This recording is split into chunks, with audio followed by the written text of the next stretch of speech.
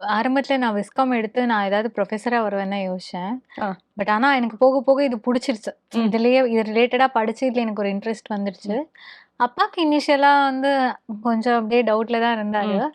But அப்பா nose நான் கரெக்ட்டா தான் பண்றேன்னு என் மேல ஒரு நம்பிக்கை வந்ததுக்கப்புறம் என் ஃபேமிலி ஃபுல் சப்போர்ட் தான். என் அப்பா, என் அம்மா, என் ஹஸ்பண்ட் எல்லாருமே. ம்.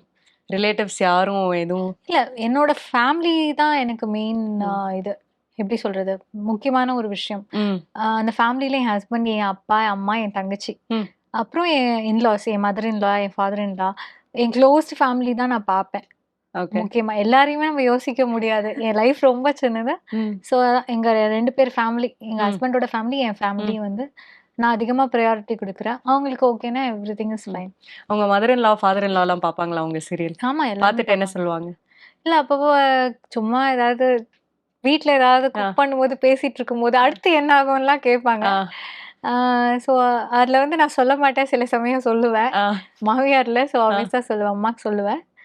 ஜாலியா தான் போகும். விடாம பார்ப்பாங்களா எல்லா சீரியலும் உங்களோட எபிசோட் தெரியல. எல்லாம்? அவங்க மோஸ்ட்லி ஃபோன்ல பார்ப்பாங்க. டிவில ம். பார்க்க முடியலனாலும் ஃபோன்ல பார்ப்பாங்க.